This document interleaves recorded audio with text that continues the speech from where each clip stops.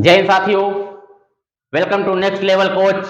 आप सभी लोगों का हमारे यूट्यूब चैनल पर हार्दिक स्वागत एवं अभिनंदन है।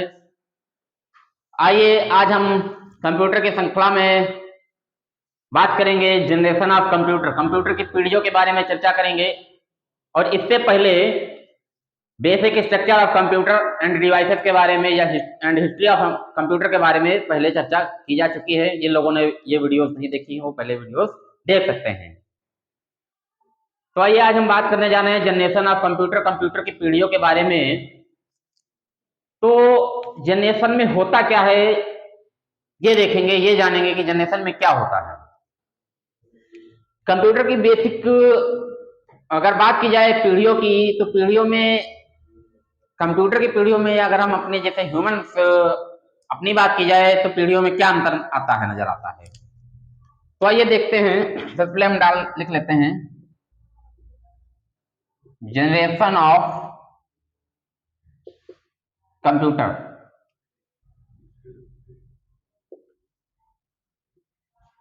कंप्यूटर की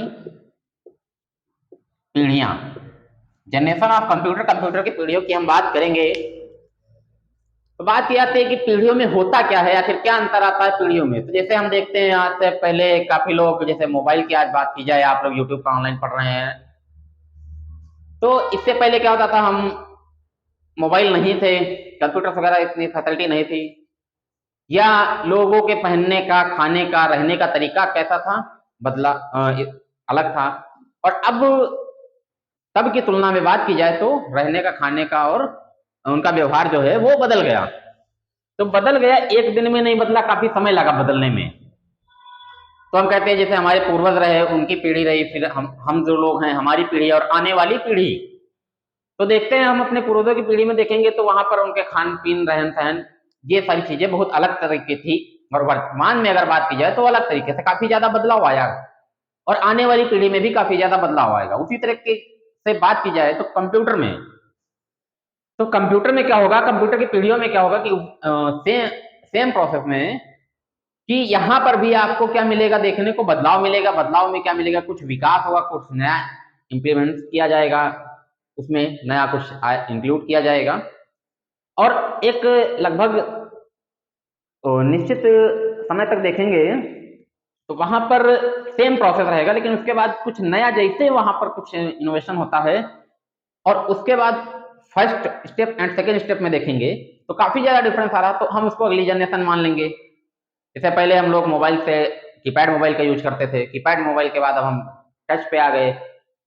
अब टच के बाद और भी आगे आने वाली जनरेशन होंगी जो भी वहां पर उस हिसाब से वर्क कर पाएंगे। तो यहां पर हम देखते हैं, जैसे आप जानते होंगे 2G, 3G, 4G, 5G। इस समय हम किस इंडिया में, भारत में 5G लॉन्च हो चुका है, 5G की सर्विस आ रही है और 5G मोबाइल पे आ रहे हैं।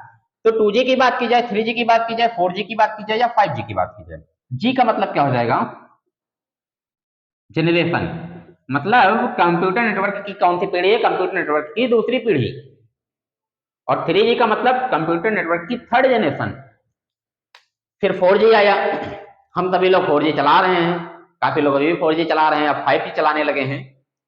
तो यहां पर क्या अंतर आया है, अंतर क्या आया है कि आप देखते हैं, जहां हम किसी एक वीडियो को डाउनलोड करने के लिए क्या करते थे, 2G के टाइम पर जब हम 2G चलाते थे, तो एक वीडियो अगर मान लिया जाए 15 मिनट की वीडियो है, तो उसको डाउनलोड करने में आधे घंटे का समय लगता था।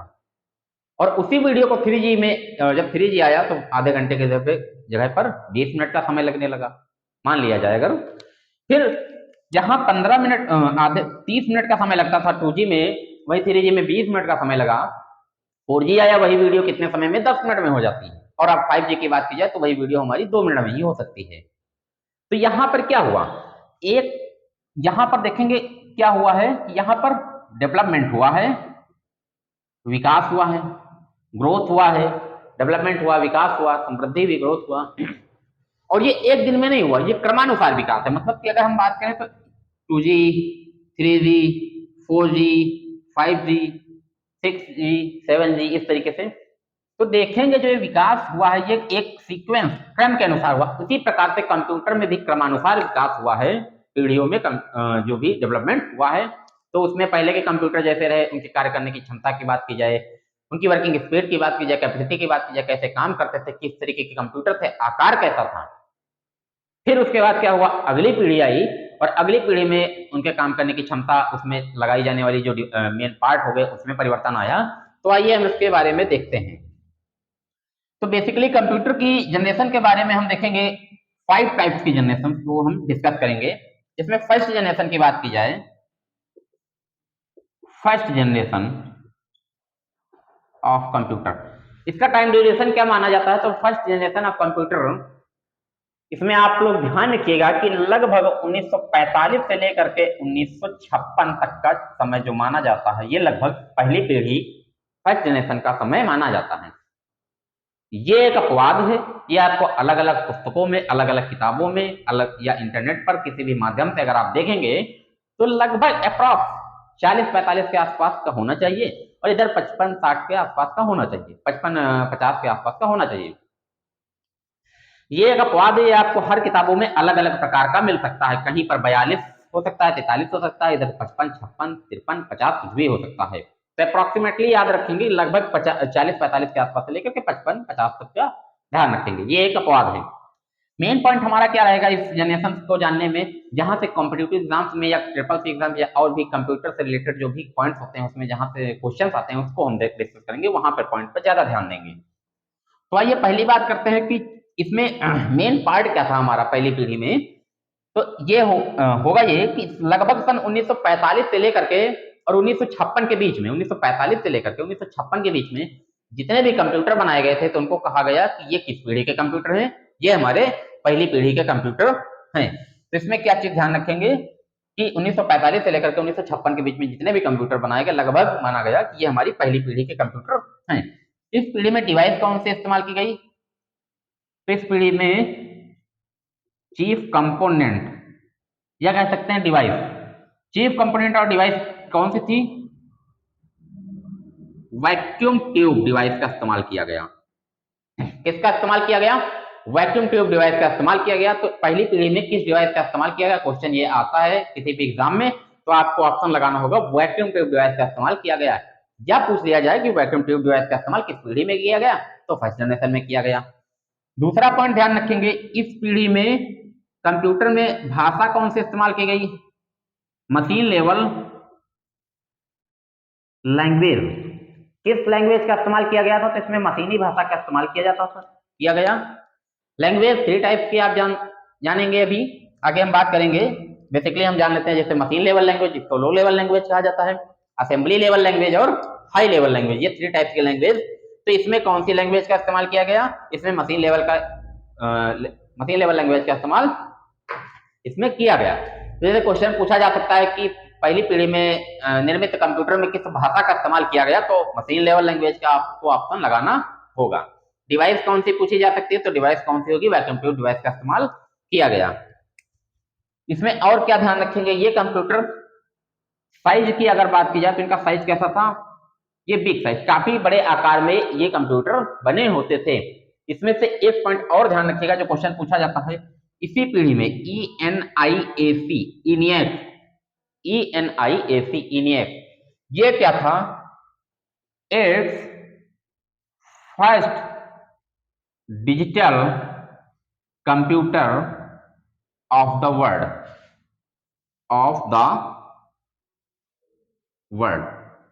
It's first digital computer of the world.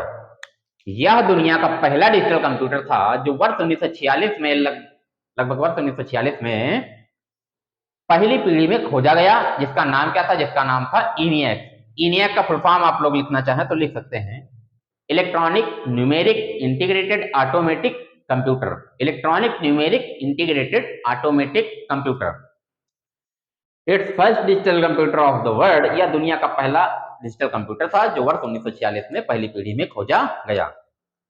इसके बाद एक और आया यूनिवैक, जो ये कंप्यूटर यूनिवैक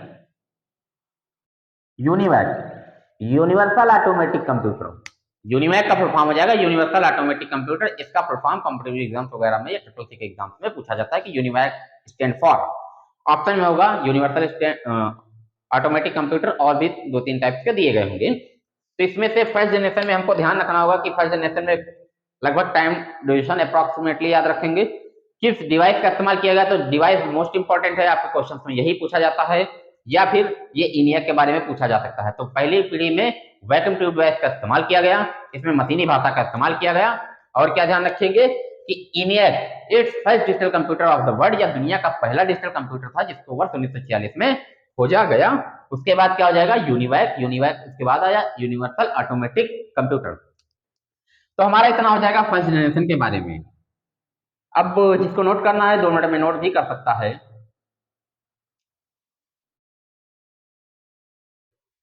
इसके बाद हम आगे चर्चा कर देंगे, सेकंड जनरेशन की बात करेंगे। अब हम बात किसकी करेंगे, सेकंड जनरेशन, जिसमें हम देखेंगे कि इसमें क्या हुआ। तो सेकंड जनरेशन की बात की जाए,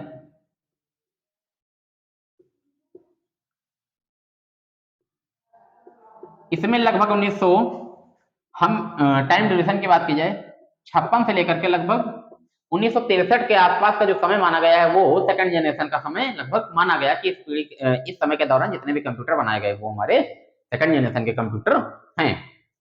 इसमें क्या चीज ध्यान रखने वाला होगा, आपको ध्यान रखना होगा कि इसमें डिवाइस कौन सी इस्तेमाल की गई या चीफ कंपोनेंट कौन सा था। तो इसमें डिवाइस की बात की जाए तो इसमें डिवाइस ट्रांजिस्टर, इसमें किस डिवाइस का इस्तेमाल किया गया, इसमें ट्रांजिस्टर डिवाइस का इस्तेमाल किया गया। सेकंड जनरेशन में ट्रांजिस्टर डिवाइस का इस्तेमाल किया गया, ये ध्यान रखेंगे, यही से क्वेश्चन पूछा जाता है कि सेकंड जनरेशन में किस डिवाइस का इस्तेमाल किया गया, तो ट्रांजिस्टर डिवाइस का इस्तेमाल किया गया। या ट्रांजिस्टर डिवाइस का इस्तेमाल किस जनरेशन में किया गया, तब भी ऑप्शन आपका सेकंड जनरेशन लगा रहा होगा। या सेकंड जनरेशन पूछ लेगा किसका इस्तेमाल किया गया, तो ट्रांजिस्टर, या ट्रांजिस्टर का इस्तेमाल तो सेकंड जनरेशन। इसमें अगर बात की जाए लैंग्वेज कौन से इस्तेमाल की गई थी, तो इसमें लैंग्वेज की बात की जाए, एक पॉइंट ये ध्यान रखेंगे, जब ट्रांजिस्टर का इस्तेमाल किया गया तो fast then first generation of computer. अगर बात की जाए यहां पर सेकंड जनरेशन के कंप्यूटरों की, तो ये पहली पीढ़ी की अपेक्षा क्या हुए, इनके कार्य करने की क्षमता एवं स्पीड इसमें बढ़ गई। तो fast then first generation of computer, क्योंकि यहां पर वैक्यूम ट्यूब के स्थान पर किसका इस्तेमाल किया गया, ट्रांजिस्टर का इस्तेमाल किया जाने लगा। वैक्यूम ट्यूब निर्वात या आपको एक बल्ब के टाइप, बल्ब वगैरह के टाइप का होता है, आप लोगों ने देखा भी होगा, साइंस वाले लोग जानते होंगे स्पेशली। फिर उसके बाद की जाए तो इसमें भाषा कौन से इस्तेमाल की गई, तो इसमें machine plus assembly level language, machine plus assembly level language used. इसमें कौन सी भाषा इस्तेमाल की गई, तो इसमें machine plus assembly level language का इस्तेमाल किया गया। इसमें से और क्या ध्यान रखेंगे कि सबसे पॉइंट मेन ये ध्यान रखेंगे कि पहली जो सेकंड जनरेशन है इसमें डिवाइस कौन सी इस्तेमाल की गई, तो मशीन, इसमें डिवाइस इस्तेमाल की गई थी हमारी ट्रांजिस्टर डिवाइस का इस्तेमाल किया गया, और पहली पीढ़ी की अपेक्षा इनके कार्य करने की क्षमता में वृद्धि हुई, fast then first generation of computer, और इसमें मशीन प्लस असेंबली लैंग्वेज का इस्तेमाल किया गया। इसमें से 2-3 कंप्यूटर के नाम जरूर पूछे जाते हैं, जिसमें से मैक्सिमम कंप्यूटर का एक नाम जरूर आपका कंप्यूटर एग्जाम में पूछा गया है, जिसका नाम क्या ध्यान रखेंगे, इसको कहा जाता है IBM 1401 और IBM 1620, IBM 7094। ये IBM क्या है, IBM इंटरनेशनल बिजनेस मशीन, ये कंपनी है, इंटरनेशनल बिजनेस मशीन ये कंपनी है जिसने अपने नाम से क्या बनाया, कंप्यूटर्स को मार्केट में लॉन्च किया। तो ये क्या है, ये हमारे हैं version of computer, version of computer, computer के कुछ हमारे ये संस्करण हैं, जिसको किस कंपनी ने बनाया, international business machine IBM company ने बनाया। आपका एग्जाम में जो मैक्सिमम क्वेश्चन पूछा जाता है कि 1401 किस जनरेशन का कंप्यूटर है, ये वाला, तो ये लगाएंगे सेकंड जनरेशन का हमारा ये कंप्यूटर होता है, जिसको किस जनरेशन में डेवलप किया गया, सेकंड जनरेशन में। तो सेकंड जनरेशन में ध्यान रखेंगे कि डिवाइस कौन से इस्तेमाल की गई थी, तो डिवाइस इस्तेमाल की गई थी इसमें ट्रांजिस्टर डिवाइस का इस्तेमाल, वैक्यूम ट्यूब के स्थान पर किसका इस्तेमाल किया गया, वैक्यूम ट्यूब के स्थान पर ट्रांजिस्टर डिवाइस का इस्तेमाल किया गया। इनके कार्य करने की क्षमता तथा इनकी गति पहले पीढ़ी की अपेक्षा तेज हुई, और इसमें मशीनी भाषा तथा असेंबली भाषा का उपयोग किया गया। इस पीढ़ी के कुछ कंप्यूटर के संस्करण हैं IBM 1401, 1620 और 7094, जिसमें मैक्सिमम ये पूछा जाता है 1401 वाला पूछा जाता है। आइए उसके बाद हम बात करेंगे थर्ड जनरेशन की बात करेंगे, तीसरी पीढ़ी में क्या होगा। आइए उसमें देखते हैं कि उसमें कौन सी डिवाइसेस का इस्तेमाल किया गया और उसमें क्या हुआ। जो क्वेश्चंस कौन से आते हैं एग्जाम में उस पर भी हम चर्चा करते रहेंगे ताकि एग्जाम में अगर इससे रिलेटेड जनरेशन से क्वेश्चन आता है तो ये ना हो कि क्वेश्चन ना हो पाए। अगर थर्ड जनरेशन की बात की जाए यहां पर कि थर्ड जनरेशन में क्या था, तो थर्ड जनरेशन में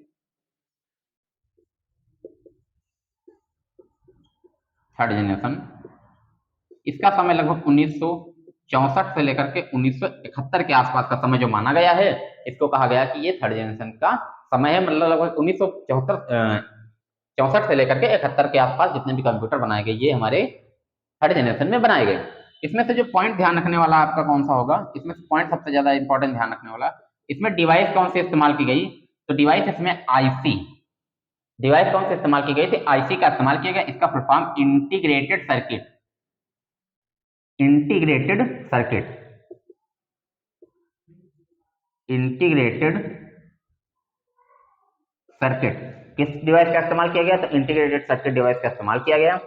आईसी, जो आईसी का डेवलप्ड बाई, आईसी का विकास किसके द्वारा किया गया, ये क्वेश्चन पूछा जाता है कि तीसरी पीढ़ी में इस्तेमाल की गई आईसी जिसका विकास किसके द्वारा किया गया, तो आईसी डेवलप्ड बाई किसके द्वारा, नाम याद रखेंगे जे एस किल्बी, वर्ड याद रखेंगे ये जो ये किल्बी वर्ड लिखा है, कहीं कहीं पर जैक किल्बी लिखा मिल सकता है या जेएस किल्बी लिखा मिल सकता है, तो ध्यान रखेंगे आईसी का विकास किसके द्वारा किया गया, क्वेश्चन ये पूछा जाता है तो जेएस किल्बी के द्वारा आईसी का विकास किया जाता है।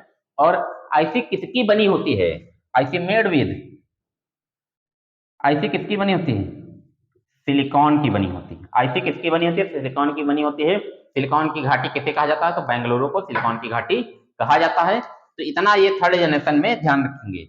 इसमें क्या हुआ, इसमें software development, software development, software का विकास हुआ। इसमें क्या हुआ, इसमें सॉफ्टवेयर डेवलपमेंट, सॉफ्टवेयर का विकास हुआ। और बात की जाए इसमें क्या हुआ, high level language use, high level language used, यहां से क्या हुआ, हाई लेवल लैंग्वेज का इस्तेमाल किया जाने लगा। तो थर्ड जनरेशन में क्या चीज ध्यान रखेंगे कि थर्ड जनरेशन में किस डिवाइस का इस्तेमाल किया गया, तो थर्ड जनरेशन में आईसी का इस्तेमाल किया गया। इंटीग्रेटेड सर्किट इसका फुल फॉर्म होता है, जिसका विकास जे किल्बी द्वारा किया गया और यह सिलिकॉन की बनी होती है। थर्ड जनरेशन में ही सॉफ्टवेयर का डेवलपमेंट का सॉफ्टवेयर का विकास हुआ इसी में, और इसमें हाई लेवल लैंग्वेज का भी इस्तेमाल किया गया। तो ये हमारा हो जाएगा थर्ड जनरेशन के बारे में। जो क्वेश्चन आता है वो ये पूछा जाता है आईसी का विकास किसके द्वारा किया गया या तीसरी पीढ़ी में किसका इस्तेमाल किया गया, तो आईसी का इस्तेमाल या आईसी का इस्तेमाल किस पीढ़ी में किया गया। तो ये क्वेश्चन यहाँ से पूछे जाते हैं मैक्सिमम बार। इसके बाद आइए हम बात करते हैं फोर्थ जनरेशन की। इसके बाद हम बात करेंगे फोर्थ जनरेशन की, जिसमें देखेंगे कि फोर्थ जनरेशन में जहां से क्वेश्चंस आ रहे हैं उस पॉइंट को हम ज्यादा डिस्कस करेंगे कि इसमें से क्वेश्चन कहां से आता है। फोर्थ जनरेशन की बात की जाए तो इसका जो समय माना गया है, टाइम ड्यूरेशन लगभग कितना माना गया है, फोर्थ जनरेशन का जो समय माना गया है 1971 से लेकर के 80 तक, 1971 से लेकर के अप्रॉक्स 1980 तक का जो समय माना गया है, ये क्या माना गया है, ये हमारा फोर्थ जनरेशन का समय है। इसमें क्या चीज ध्यान रखेंगे, इसमें डिवाइस कौन सी इस्तेमाल की गई, तो इसमें डिवाइस इस्तेमाल की गई माइक्रो प्रोसेसर। किस डिवाइस का इस्तेमाल किया गया, माइक्रो प्रोसेसर का इस्तेमाल किया गया। आप रेक्टेंगल टाइप चौकोर आकार का माइक्रो प्रोसेसर होता है, और इसी माइक्रो प्रोसेसर को हार्ट ऑफ कंप्यूटर, कंप्यूटर का हृदय भी कहा जाता है। क्वेश्चन में कई बार पूछा जाता है कि what is the heart of computer, computer का हृदय किसे कहा जाएगा, तो कई लोग ब्रेन ऑफ कंप्यूटर जो होता है सीपीयू उस ऑप्शन को लगा देते हैं, लेकिन पूछा क्या जा रहा है आपसे, पूछा जा रहा है हार्ट ऑफ कंप्यूटर। तो जब पूछा जा रहा है हार्ट ऑफ कंप्यूटर तो ऑप्शन में लगाना होगा माइक्रो प्रोसेसर, और जब पूछा जाए ब्रेन ऑफ कंप्यूटर तो ऑप्शन लगाना होगा सेंट्रल प्रोसेसिंग यूनिट मतलब सीपीयू। तो ये चीज को ध्यान रखेंगे। माइक्रो प्रोसेसर में क्या चीज कौन से आते हैं हमारे, एलएसआई, इसका फुल फॉर्म हो जाएगा लार्ज स्केल इंटीग्रेटेड, और दूसरा हो जाएगा VLSI, VLSI very large scale integrated, large scale integrated और VLSI very large scale integrated, ये हमारे माइक्रो प्रोसेसर थे जिनका इस्तेमाल किया गया। इसमें जो पॉइंट ध्यान रखना होगा कि 4th जनरेशन में किस डिवाइस का इस्तेमाल किया गया, 4th जनरेशन में माइक्रो प्रोसेसर का इस्तेमाल किया गया और इसे हार्ट ऑफ कंप्यूटर, कंप्यूटर का हृदय भी कहा जाता है। एक पॉइंट ध्यान रखेंगे, पीसी मतलब personal computer, personal computer introduce, PC personal computer introduce, personal computer का विकास भी इसी जनरेशन से हुआ, जो हम लोग घरों पर अपने पर्सनल यूज के लिए कंप्यूटर खरीद के लाते हैं, जो भी यूज करते हैं। तो पर्सनल कंप्यूटर का जो विकास हुआ वो कब से हुआ, वो इसी जनरेशन 4 जनरेशन से ही हुआ था। एक पॉइंट इसमें और ध्यान रखेंगे, क्रेवन, CRAY और डैश लगाकर के 1, क्रेवन ये क्या था, ये क्वेश्चन पूछा जाता है। It's first super computer of the world, super computer of the world, ध्यान रखेंगे। It's first super computer of the world, या दुनिया का पहला सुपर कंप्यूटर था। 4th जनरेशन में कितने पॉइंट्स को हम ध्यान रखेंगे, 4th जनरेशन में हम पहली बार ध्यान रखेंगे कि किस डिवाइस का इस्तेमाल किया गया, माइक्रो प्रोसेसर का इस्तेमाल किया गया, या माइक्रो प्रोसेसर का इस्तेमाल किस जनरेशन में किया गया, तो 4th जनरेशन में किया गया। इसमें से LSI लार्ज स्केल इंटीग्रेटेड ये था और VLSI very large scale integrated इसका इस्तेमाल किया गया। Personal computer PC, personal computer का विकास भी इसी पीढ़ी से हुआ और इसी पीढ़ी में 4th जनरेशन में क्रेवन, जो दुनिया का पहला सुपर कंप्यूटर था। क्वेश्चन में लिख के आता है कि क्रेवन क्या है, mini computer, micro computer, super computer, तो उसमें ऑप्शन आपको लगाना होगा सुपर कंप्यूटर। तो यह दुनिया का पहला सुपर कंप्यूटर था क्रेवन। तो ये इसका डेवलपमेंट कब हुआ, इसका विकास हुआ 4th जनरेशन में ही हुआ। तो इतना हमारा 4th जनरेशन में होगा। उसके बाद हम आज ये बात करते हैं 5th जनरेशन के बारे में, देखते हैं कि 5th जनरेशन में क्या रहा। 5th जनरेशन की अगर बात की जाए तो 5th जनरेशन में हम देखेंगे 5th, इसका समय 1980 से लेकर के अब तक नाउ टिल, लेकिन अब प्रेजेंट टाइम में 12वीं जनरेशन के कंप्यूटर भी मार्केट में अवेलेबल है, लेकिन सिलेबस वगैरह में बुक्स में अभी तक केवल और केवल 5 जनरेशन के बारे में ही लगभग दिखाया जाता है, इसलिए हम केवल और केवल 5 जनरेशन तक ही डिस्कस करेंगे। तो आइए 5th जनरेशन में जानते हैं, इसमें भी माइक्रो प्रोसेसर का ही इस्तेमाल किया गया और प्रेजेंट टाइम में माइक्रो प्रोसेसर का ही इस्तेमाल किया जा रहा है। Micro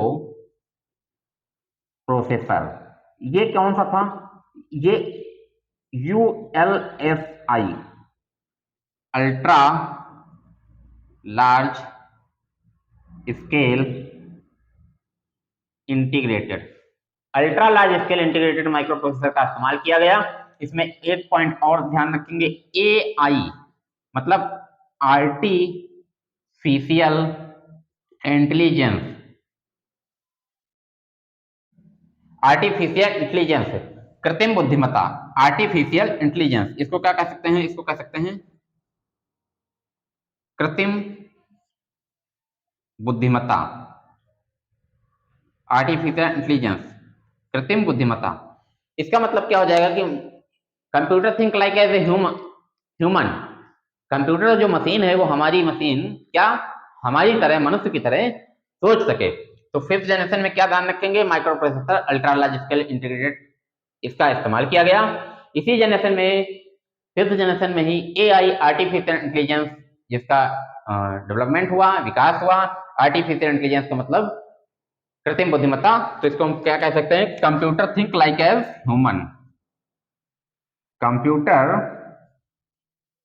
think like as human, computer think like as human का मतलब की हो जाएगा मशीन या कंप्यूटर जो है हमारी तरह सोच सके और समझ सके। तो लगभग हमने आज ये डिस्कस कर लिया 5 जनरेशन के बारे में, और अब हम अगले दिन नए टॉपिक्स पे बात करेंगे, जिसमें हम देखेंगे मेमोरी के बारे में, जानेंगे कि मेमोरी कितने टाइप्स की होती हैं, मेमोरी क्या होती है, मेमोरी कितने टाइप्स होते हैं, कौन प्राइमरी मेमोरी होती है, सेकेंडरी मेमोरी होती है, इसके बारे में अगले दिन आराम से डिस्कस करेंगे। तो दोस्तों इसी तरह हमारे चैनल को लाइक, सब्सक्राइब एंड शेयर करते रहिए। फिर मिलते हैं अगले दिन। जय हिंद दोस्तों, thank you all of you.